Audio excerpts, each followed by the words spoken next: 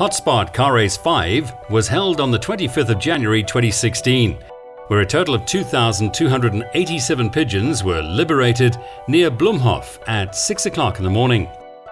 The total distance of this race was 341 kilometers. The weather at liberation was fine and clear.